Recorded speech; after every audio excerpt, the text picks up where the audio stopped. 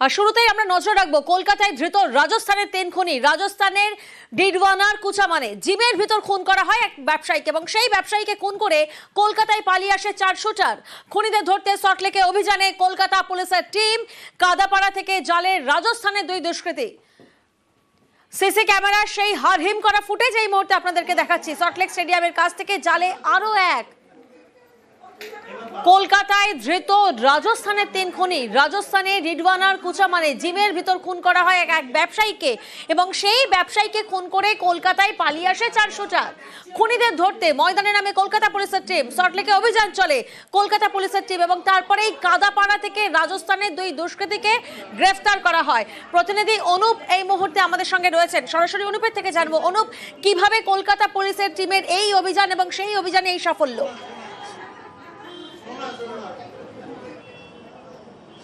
তো গত 8ই অক্টোবর কিন্তু মূলত রাজস্থানে যে ব্যবসায়ীকে গুলি করে যে জিমের মধ্যে খুনের ঘটনা, সেই ঘটনা হয়। তারপরে একেবারে রাজস্থানে খুনের ঘটনা ঘটলেও কলকাতায় কিন্তু গা ঢাকা দেয়। কলকাতা পুলিশের পক্ষ থেকে তারা খবর পায় যে কলকাতা একেবারে হায়াতের কাছে একটি হোটেলের কাছে কিন্তু মূলত কাদাপাড়া এলাকা, সেখানেই গা ঢাকা দিয়ে রয়েছে।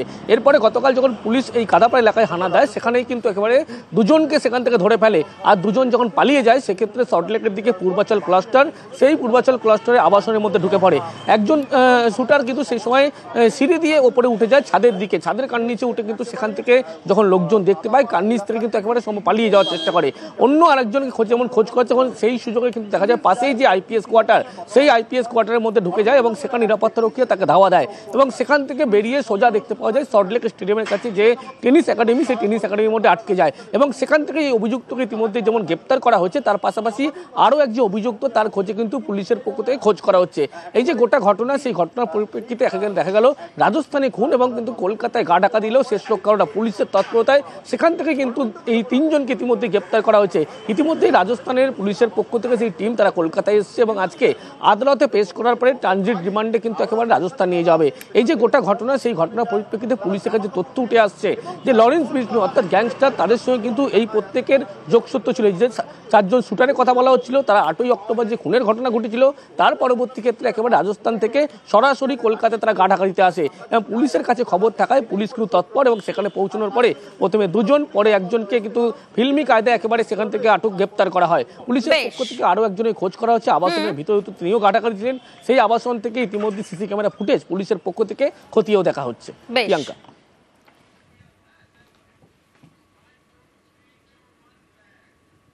রাজস্থানে খুন করে সল্টলেকের দুষ্কৃতীরা সল্টলেকের আবাসনে গা ঢাকার চেষ্টা। খুনির চোর এসেছে বলে আবাসনের ফ্ল্যাটে ঢোকে দুষ্কৃতী। সন্দেহ হওয়ায় অভিযুক্তকে বের করে দেন বাসিন্দা।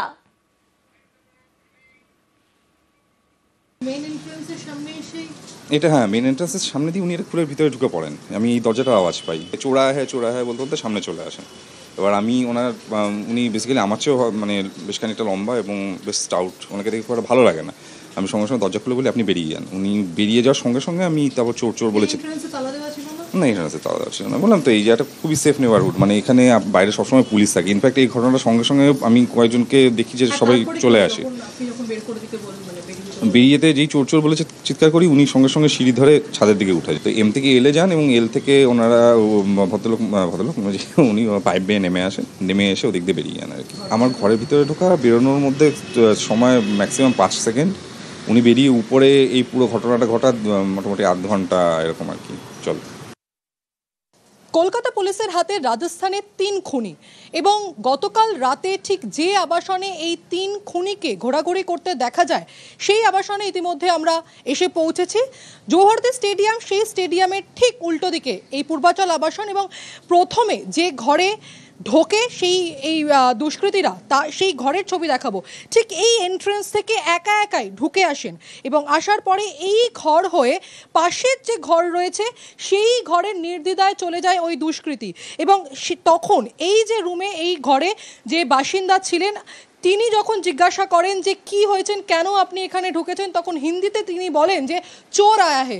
তখন কিছুটা সন্দেহ হয় এই যে রুমের বাসিন্দা, সেই ঘরের বাসিন্দা, তিনি আবার এই যে এন্ট্রেন্স, সেই এন্ট্রেন্স দিয়ে কিন্তু একেবারে বাইরে বের করে দেন। এবং এই যে আমরা ইতিমধ্যে দাঁড়িয়ে রয়েছি এম বিল্ডিংয়ে আবাসনের, এবং এম বিল্ডিংয়ের যে ছাদ, সেই ছাদ থেকে এল বিল্ডিংয়ের ছাদের দিকে পৌঁছে যায় ওই দুষ্কৃতী বা ওই খুনি। পরবর্তীতে ফুলবাগান থানার হাতে গ্রেফতার হতে হয় তাকে। অর্থাৎ ফ্ল্যাট থেকে বেরিয়ে একদিকে যখন আপনারা দেখলেন যে সন্দেহ হয়েছিল অভিযুক্তকে এবং তখনই বের করে দেন বাসিন্দারা, তারপর সেই অভিযুক্ত কি করে, ফ্ল্যাট থেকে বেরিয়ে অন্য সিঁড়ি দিয়ে ছাদে উঠে যায় দুষ্কৃতী। দরজা ভেঙে ছাদে পৌঁছয় রাজস্থানের খুনি। ছাদ থেকে নেমে আবাসনের কার্নিশে গা ঢাকার চেষ্টা দেয়। তারপরে দুষ্কৃতীদের আনাগোনায় আতঙ্কে আবাসনের বাসিন্দারা। ছাদের দরজাটা ভেঙে ও ছাদে চলে যায়। আমি 2-3 জন মিলে ছাদে গেলাম। ছাদে তখন অন্ধকার, লাইট নেই, তো মোবাইলের ক্যামেরা দিয়ে চারদিকটা ছাদটা দেখলাম, তো কোথাও কিছু দেখতে পেলাম না। দরজাটা ভাঙা ছিল, কারণ দরজাটা ভাঙা থাকে না, দরজায় একটা তালা মারা থাকে। না, পুরো দরজাটা আপনার ওই কবজা থেকে ভেঙে ফেলেছে, একটা পাল্লা ঝুলছে। অবভিয়াসলি আমরা আতঙ্কিত, মানে এত বছর ধরে আছি এখানে, তো কখনো কোনোদিন এর ধরনের ঘটনা ঘটেনি। আবাসনের ঘর থেকে যখন তাকে বাইরে বের করে দেওয়া হয়, তখন ঠিক এই সিঁড়ি দিয়েই 4 তলার ছাদে উঠে যায় ওই খুনি। এবং আমরা ইতিমধ্যে রয়েছি এই পূর্বাচল আবাসনের এম বিল্ডিংয়ে। সেই খুনি চলে যায় এল বিল্ডিংয়ের ছাদ হয়ে। আমি ছাদের ছবিটা দেখাবো, এবং 4 তলায় ছাদ রয়েছে এমনটাই জানা যাচ্ছে। ঠিক কিভাবে কোন পথে এক বিল্ডিং থেকে অন্য বিল্ডিংয়ে গেল, সেটাই এখন আপনাদের সামনে তুলে ধরবো।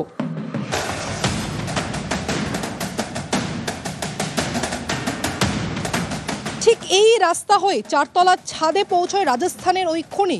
এবং আমরা ইতিমধ্যে রয়েছি এই আবাসনের এম বিল্ডিংয়ে। এম বিল্ডিং থেকে সরাসরি এল বিল্ডিংয়ে পৌঁছে যায় ওই খুনি। এবং ঠিক যে রাস্তা দেখানো হচ্ছে, এই রাস্তা হয়ে কিন্তু গতকাল রাতে ব্যবহার করে ওই খুনি, এই রাস্তা ব্যবহার করে এবং এই এক বিল্ডিং থেকে অন্য বিল্ডিংয়ে কার্যত চলে যায়। এবং সেই বিল্ডিংয়ের কার্নিশ থেকেই তাকে দেখতে পান স্থানীয়রা, পরবর্তীতে পুলিশে খবর দেয়। স্বাভাবিকভাবে এই যে আবাসন রয়েছে, সেই আবাসনে একাধিক ঘর রয়েছে, একাধিক বৃদ্ধ এবং বৃদ্ধা বাসিন্দা রয়েছেন, তারা কিন্তু আতঙ্কিত। তারা বলছেন যে এইভাবে একজন খুনি রাজস্থান থেকে পালিয়ে এসে সে কিভাবে তাদের আবাসনে ঢুকে পড়লো। স্বাভাবিকভাবেই তাদের কপালেও চিন্তার ভাঁজ। ক্যামেরায় রাজীবের সঙ্গে প্রীতি, নিউজ 18 বাংলা। একেবারে ফিল্মি কায়দায় তারা রাজস্থানের 3 খুনি কলকাতায় আসে, গা ঢাকা দেয় এবং রাজস্থানের ডিডওয়ানার কুচা মানে সেখানে জিমের ভিতর খুন করে। এই যে দুষ্কৃতীরা, তারা কারা দেখাবো আপনাদের। দেখুন, গণপত গুর্জর রাজস্থানের ব্যবসায়ী খুনে কাদাপাড়া থেকে ধৃত। এই গণপত গুর্জর এবং মহেশ গুর্জর রাজস্থানের ব্যবসায়ী খুনে কাদাপাড়া থেকে ধৃত মহেশ গুর্জর। ধর্মেন্দ্র গুর্জর রাজস্থানের ব্যবসায়ী খুনে পূর্বাচল থেকে ধৃত এই ধর্মেন্দ্র গুর্জর এবং জুবের আহমেদ। দেখুন, জুবের আহমেদ রাজস্থানের ব্যবসায়ী খুনে কিন্তু নিখোঁজ, অর্থাৎ এখনো অধরা এই জুবের আহমেদ। কিন্তু এদের ব্যাকগ্রাউন্ডটা কি, এদের বিরুদ্ধে ঠিক কি অভিযোগ রয়েছে? প্রতিনিধি প্রকাশ তনওয়ার এই মুহূর্তে আমাদের সঙ্গে রয়েছেন। সরাসরি প্রকাশের সঙ্গে একবার জানার চেষ্টা করবো। प्रकाश जी, सबसे पहले जो सवाल सामने आ रही है कि ये जो हत्यारे हैं, ये पुलिस के आंखों में धूल डालकर कैसे भाग गए और इन लोगों का पृष्ठभूमि क्या है?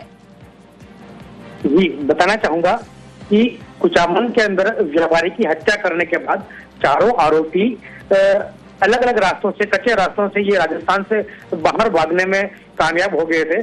इनका एक जो हत्या के में काम ले गई स्कॉर्पियो गाड़ी है, वो जयपुर के पास नरेना थाना क्षेत्र से बरामद की गई थी। वहीं जो हत्या में काम में ले गए हथियार थे, जो पिस्टल, जिग्ना पिस्टल बताई जा रही है, वो भी जयपुर के आसपास खेतों के अंदर, भूसे के अंदर वो पिस्टल है जो बरामद किया था।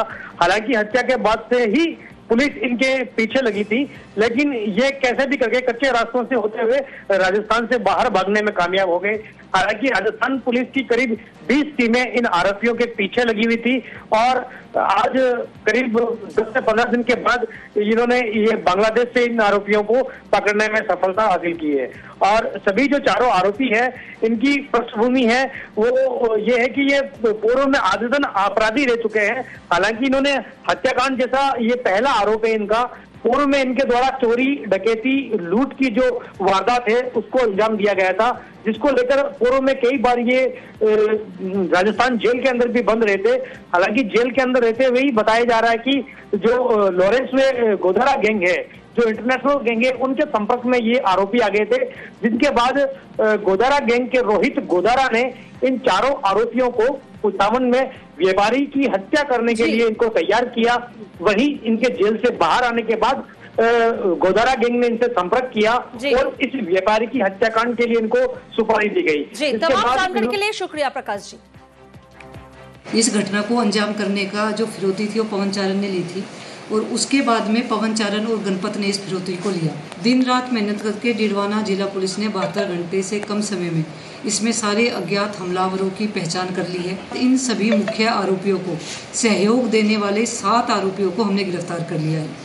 इस पूरी घटना में जो वाहन इस्तेमाल हुआ उस वाहन को पुलिस के द्वारा जब्त किया जा चुका है और इसी के साथ साथ जो ये 4 आरोपी है जो अभी फरार है, चारों ही आरोपी 25,000 का इनाम घोषित किया जा चुका है। हमारी 100 से ज़्यादा अधिकारी कर्मचारी की टीमें अलग अलग राज्यों में कैंप किए हुए हैं और इनकी धरपकड़ के प्रयास जारी है। इसमें जितने भी आरोपी हैं सभी का हम ऐसा इलाज करेंगे कि किसी की ऐसा साहस नहीं होगा दोबारा करने का।